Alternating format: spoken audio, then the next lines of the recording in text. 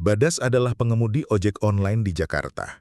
Ia hidup sederhana, tinggal di sebuah kontrakan sempit bersama istrinya yang sedang hamil tua. Setiap hari, Bagas bekerja dari pagi hingga larut malam, mengejar insentif dan cicilan motor. Tak ada yang luar biasa dalam hidupnya, kecuali rasa lelah yang menumpuk dan keinginan kuat untuk memberikan kehidupan yang layak bagi anak yang akan segera lahir. Suatu malam, sekitar pukul 11, saat hendak menutup aplikasinya, sebuah order masuk.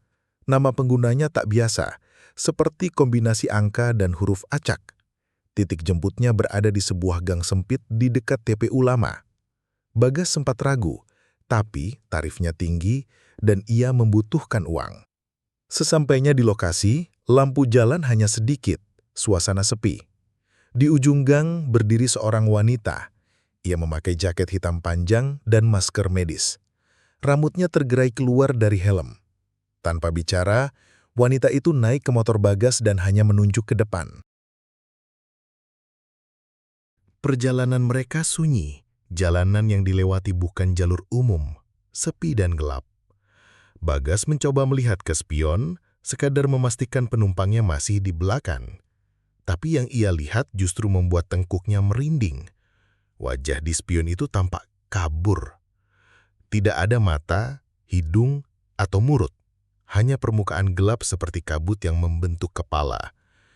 Ia mencoba tidak panik. Mungkin pencahayaan yang salah, pikirnya. Wanita itu turun di depan sebuah bangunan kosong yang sudah dipagari. Saat Bagas menoleh ke belakang, tempat duduknya kosong. Tak ada siapa-siapa. Tapi notifikasi di ponsel menunjukkan perjalanan selesai. Order telah dibayar. Bagas pulang dengan perasaan tak menentu. Keesokan harinya, motornya mogok.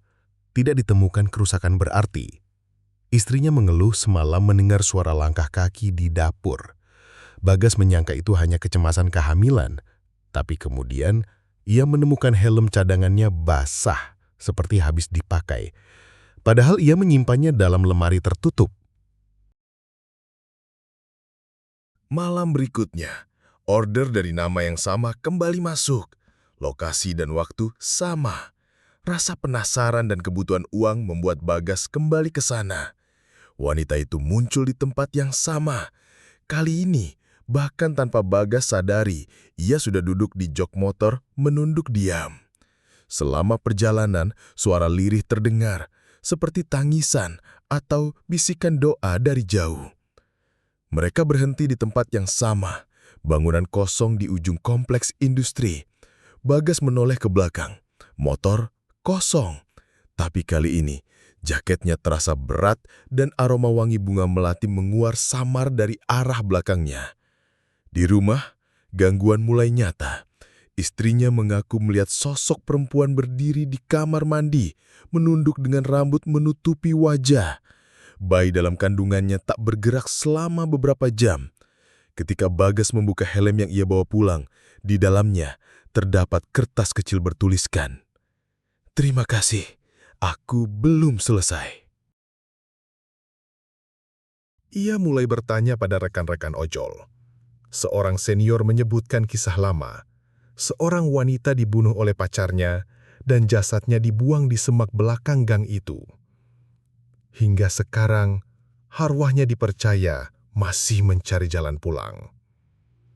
Dulu, beberapa driver lain pernah menerima order dari nama yang sama dan hilang kontak. Malam berikutnya, Bagas memutuskan untuk menghadapi semuanya. Ia menerima order itu untuk ketiga kalinya. Kali ini ia berdoa sepanjang jalan. Di belakangnya, penumpang yang sama duduk kaku. Jalanan semakin sunyi. Bayangan mereka di aspal hanya satu. Di bangunan kosong itu, Bagas menyalakan kamera ponselnya diam-diam. Penumpang turun perlahan. Saat Bagas menoleh, wajah wanita itu terlihat. Atau lebih tepatnya, tidak terlihat. Tidak ada apa-apa di wajahnya, hanya kulit datar tanpa bentuk. Kamera merekam semua, lalu ponsel mati. Bagas jatuh pingsan di tempat. Ia ditemukan warga esok paginya, tak sadarkan diri. Ketika ia membuka ponselnya kembali, rekaman video itu rusak total. File tidak terbaca. Tapi saat ia membuka aplikasi ojek online-nya, ada satu notifikasi terakhir. Terima kasih sudah mau mengantar, tapi masih ada yang perlu kutemui. Beberapa hari kemudian, temannya, ojek lain, mendapatkan order dari nama akun yang sama. Lokasi dan jamnya pun sama. Kali ini, kamera CCTV minimarket di dekat gang itu merekam sesuatu. Seorang driver ojek online melaju di malam gelap. Namun, dari sudut atas terlihat ada sosok perempuan tanpa wajah duduk di belakang, memeluk pinggangnya erat. Cerita itu terus menyebar di kalangan driver. Tapi seperti banyak kisah urban lainnya, tak pernah masuk berita. Karena beberapa penumpang memang tidak datang dari tempat yang sama seperti kita. Dan beberapa perjalanan bukan untuk mengantar mereka pulang.